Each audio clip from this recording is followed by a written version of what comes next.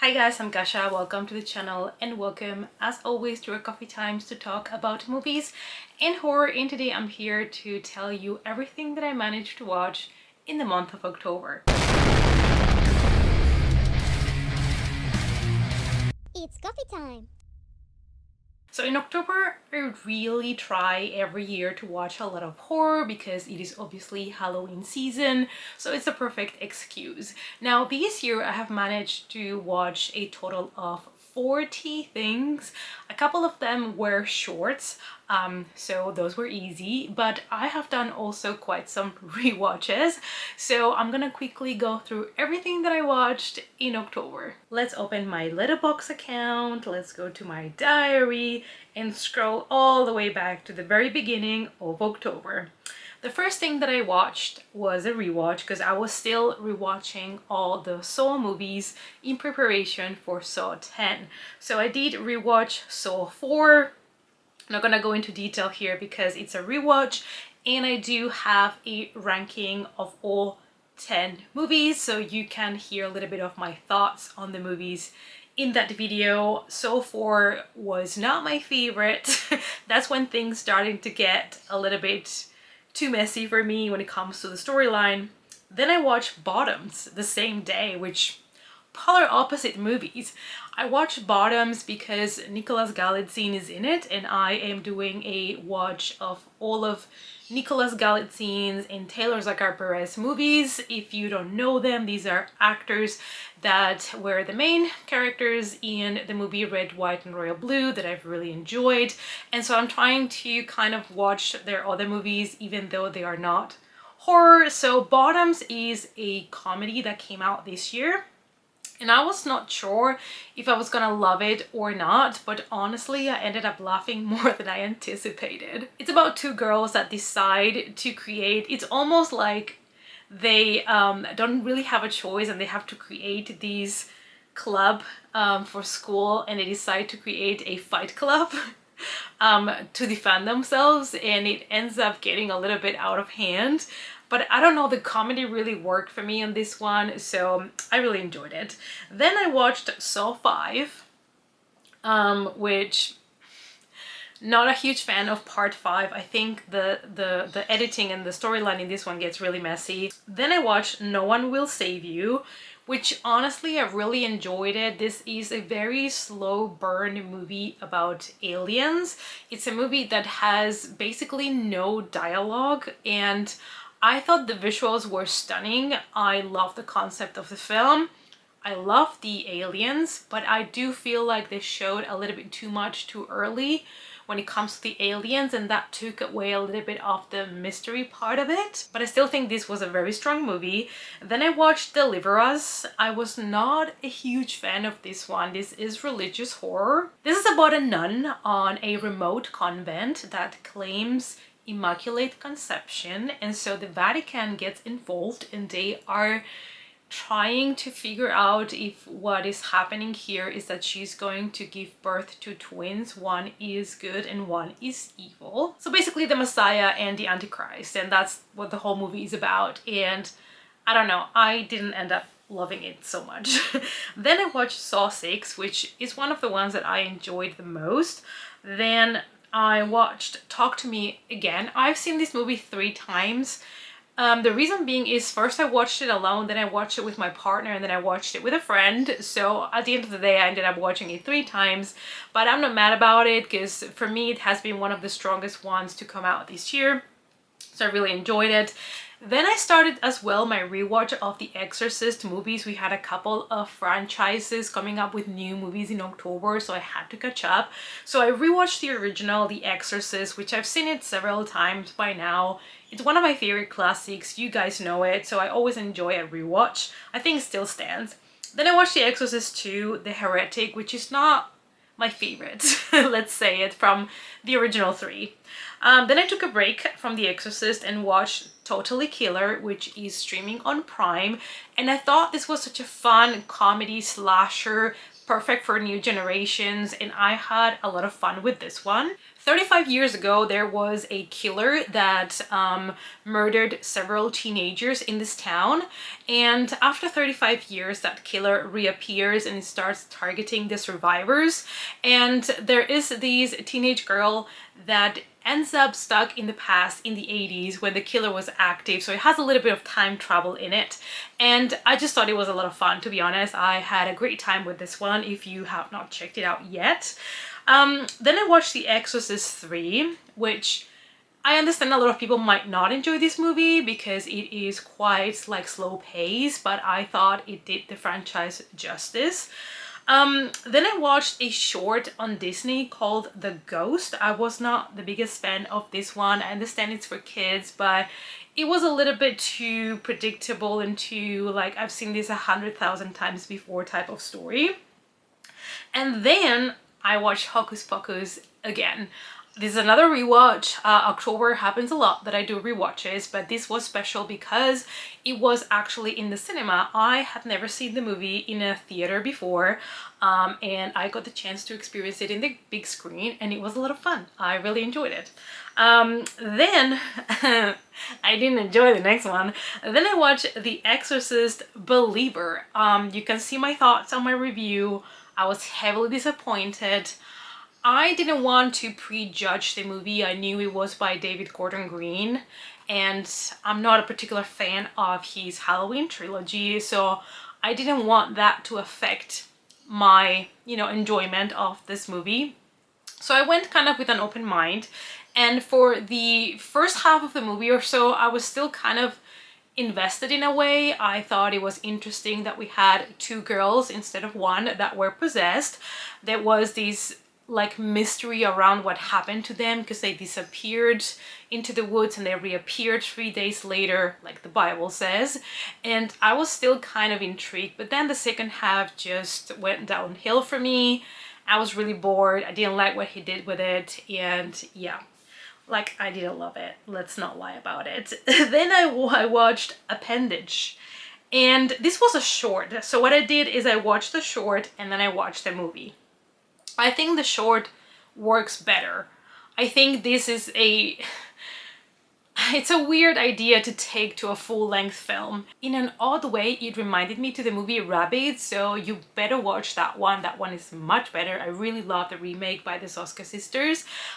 So this one is about this appendage that starts to grow in a woman's body, on the side of her body, and it basically has a life of its own. So she freaks out, obviously, and she's trying to figure out where does this thing come from, why is it alive, and it's quite bizarre.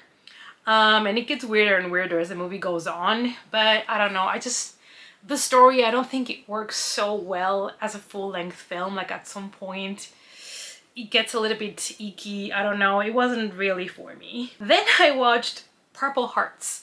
Again, this one I simply watched because I'm trying to watch all Nicolas Galitzine movies. This one, I mean, it was fun for what it was. I also read the book before I watched the movie. It's about this girl that is financially struggling, and she also just found out that she has diabetes, and she meets this guy who is in the military, and he also happens to need money. They hate each other, but they agree to have a fake relationship, a fake marriage, in order to get the benefits from the military, which is $2,000 more a month, and health benefits. So it's kind of like a fake relationship to lovers kind of trope. But I enjoyed it. I mean, I don't watch many romantic comedies or romantic drama stories. This is more of a drama romantic story, but I enjoyed that one. Then I watched The Mill, which is a movie I hadn't seen really people talking about, and I was interested to see what it was, because the concept sounded interesting. It's this businessman that wakes up in a room with some sort of machine that looks like one of those old mills, and he doesn't know why he's there, why he woke up there all of a sudden. He doesn't know how to get out, and apparently he is He needs to work every day and follow certain rules if he wants to keep his life. And it's quite interesting at the beginning because you are trying to figure out how he got there, how can he get out, can he get out at all? But at some point it does feel a little bit repetitive, and you know, the fact that the movie takes place basically just in this one room for the majority of the film, the movie gets a little bit of this repetition kind of fatigue. But I thought it was a really interesting concept. I know a lot of people are gonna really enjoy that. Then I rewatched Coraline because it had been such a long time since I had watched the movie. I still think it's great. It's really dark for kids, to be honest. But I think it's a great movie for Halloween season. Then I watched Saw 3D again, keeping up with my rewatches, which, you know, Saw 3D is also not one of the best ones. Then I watched The Jester, which is a new movie. It was not great. And I also noticed that it was based on a short. And again, I watched the short after I watched the movie, actually. And I thought the short had a bigger impact. And it was really great. I think this story just worked much better as a short story. When you do it at a full length, it was hard to keep that mystery, that, you know, unsettling feeling about this Jester, because the moment that you see him already, you know, it starts to lose the impact. I just think this story worked much better as a short story, but I do love the character design of the Jester. And I mean, the plot is very basic. You have this Jester that is terrorizing people on Halloween night and obviously killing people. Then I watched Jigsaw, another rewatch, and then I watched Spiral. I put myself through that misery again. I don't know if I will ever rewatch it because it's my least favorite movie on the Saw franchise, but I committed to it because I wanted to do my ranking and I wanted to have things fresh in my mind. And then I went to see Saw 10 and I really loved it. So X, Saw 10, however you want to call it. I thought it was great. I thought it was great. It was a great return to the franchise. I was not expecting to get such a good Saw movie so far in the franchise after the couple last disappointments that we had. But it was fantastic and I encourage you guys to go and watch it if you haven't yet.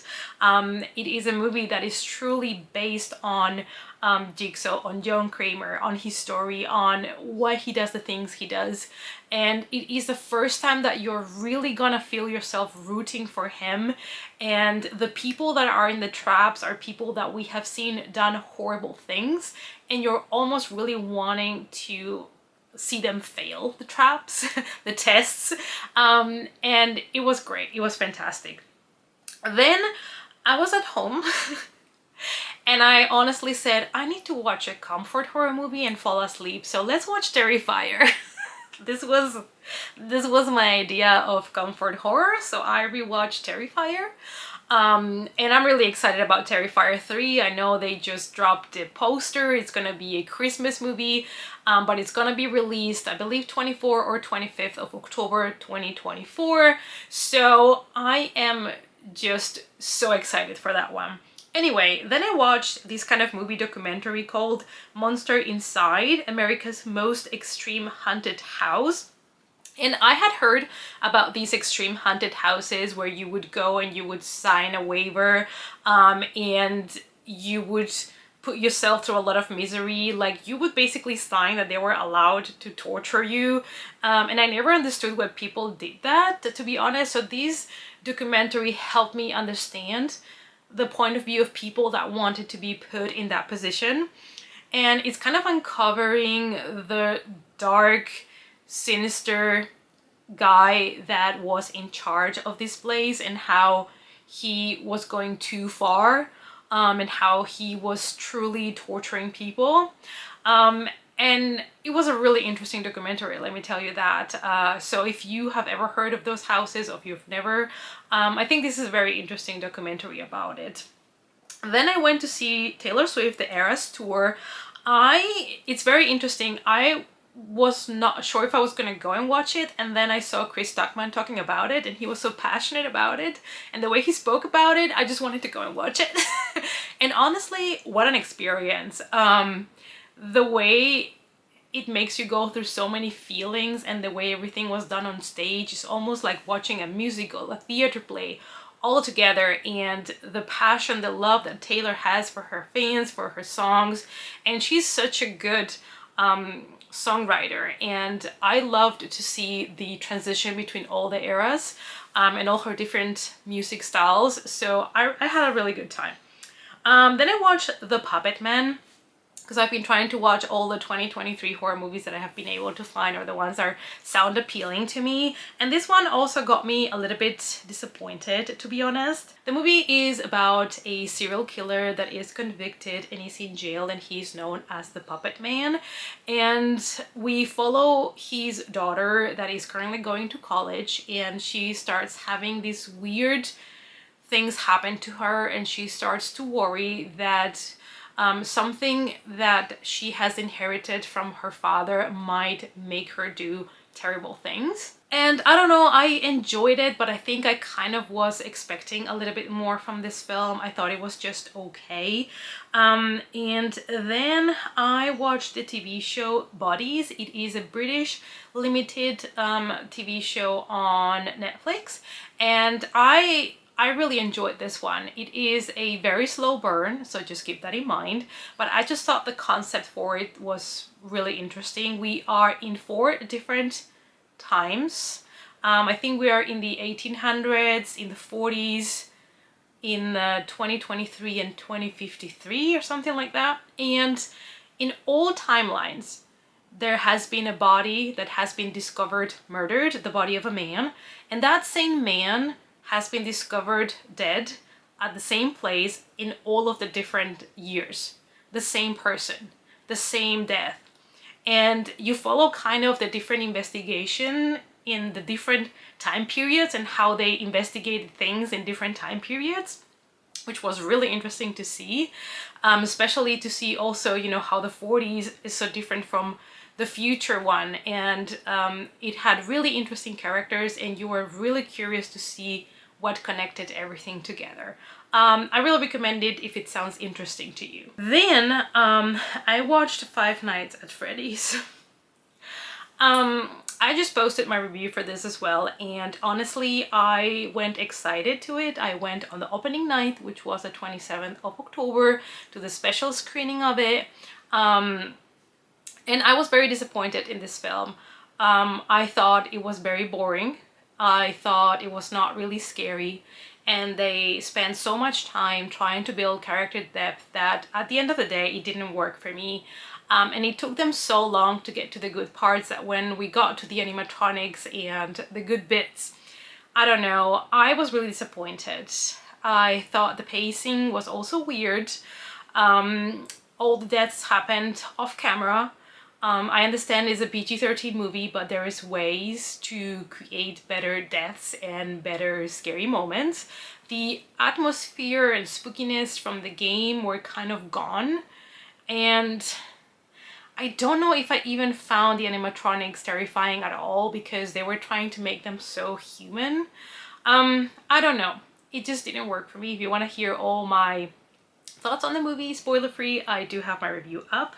And then I was invited to an Instagram live show to talk about Child's Play 2, which is my favorite in the franchise. So I rewatched Child's Play and Child's Play 2, and had a lot of fun revisiting them. I always love those two, are my favorite ones. Especially Child's Play 2 is my favorite of the franchise. Maybe I should do now a rewatch of all of them, including the TV show, and make a ranking maybe, because now that I've started rewatching them, let me know if you would like to see that. But you already know Child's Play 2 is my favorite. Then I watched The Terror of Hallows Eve. I had bought this one because it was based on Halloween night and because Doug Jones was in it. I love Doug Jones. This one, I think it was interesting for what it was, but it's one of those cheesy, like, B movies that's just there for fun. But honestly, I do think that you can give it a watch if you are looking for movies that are based on Halloween night that you have not seen yet. It's about a 15-year-old guy that is tired of being bullied by these other guys, and he finds a book on the attic and ends up summoning this kind of creature that is helping him with revenge, but also there are other consequences. So yeah, I mean, it was fun and cheesy. Then I watched When Evil Lurks, which has been one of my favorite ones this year so far. I also reviewed this one. It is about a small town. It's mostly just farmland, and there is this sort of affliction that some people get that they are called the rotten. And in order to evict the evil that is inside of their body, there is a special procedure that you have to take. Otherwise, the evil will roam free and possess people. So it's almost like a very interesting take on possession. It was very brutal. It was very gory. It was very vicious. There were choices made that were quite like they had an impact on me. Definitely, this movie pushes boundaries when it comes to horror and what horror movies are quote unquote allowed or not allowed to show. I loved it. So if you have access to it, I think it's in Shudder, so give it a chance. Then let's finish with what I watched on Halloween Day on the 31st of October. I wanted to try a new movie that I had never seen before, so I was looking for Halloween movies, and it's hard for me to find a movie that takes place in Halloween that I have not seen yet, but I found a movie called Halloween Party, so I decided to give it a chance. And I mean, it was not so much so about Halloween, but about a murder app. So there is this app that appears on your laptop and asks you to enter, like to type in your worst fear, the thing that you are the most scared of, and you have to tell the truth. If you either don't answer or don't tell the truth, then something's gonna come and kill you. And yeah, so you see a bunch of teenagers trying to figure out how to get rid of this app, how to get rid of this threat, how to survive. And at the beginning, I was kind of still a little bit interesting. It doesn't have the best acting. It's kind of like a B movie. But yeah, it was not the best, to be honest. And then I went back to my classic. So I rewatched The Nightmare Before Christmas. And this year I wanted to watch a movie I had not seen in years, which is Double Double Toil and Trouble. I just found a DVD, I think this year, on a secondhand store, and I was like dying to rewatch it. And I mean, it's fun, but I don't know if I would rewatch it every Halloween. And then I watched my favorite to watch in Halloween, which is Trick or Treat. If I would only have time for one movie on Halloween, it would be Trick or Treat. I cannot go one Halloween without watching this movie. Sam is my life. I love this movie. It's just so much fun. If you have not watched it, guys, please watch it. And the last thing that I watched is Christine. I was really excited because, again, I had never seen this movie in the theater. And it's the first time that I got the chance to watch it on the big screen. It's a John Carpenter movie. It's funny because this year I've seen The Fog and I've seen Christine in the big screen for the first time, so I'm really thankful that the cinema here brings some classics here and there. Yeah, so I went to watch it. The cinema room was almost empty. I don't know if it's because Halloween night was on a Tuesday, or just because, you know, everybody has already seen Christine, hopefully. It's so cheesy. I had forgotten some of those teenage jokes and how the teenagers in this movie are like probably like 35 trying to play like 17-year-olds. Oh my god, it was a lot of fun, to be honest. I love to see it on the big screen and hear the soundtrack. So it was a great way to end Halloween night. I went to see these, I think the movie started at 9:40 or like 10, so it kind of ended the Halloween night for me. Alright guys, so this is everything that I managed to watch in the month of October. Let me know down below what you have been watching. What are the movies that you love to revisit every Halloween season? Let's talk about it in the comments down below. Thank you guys as always so much for watching, and I hope to see you all in my next coffee time. Bye!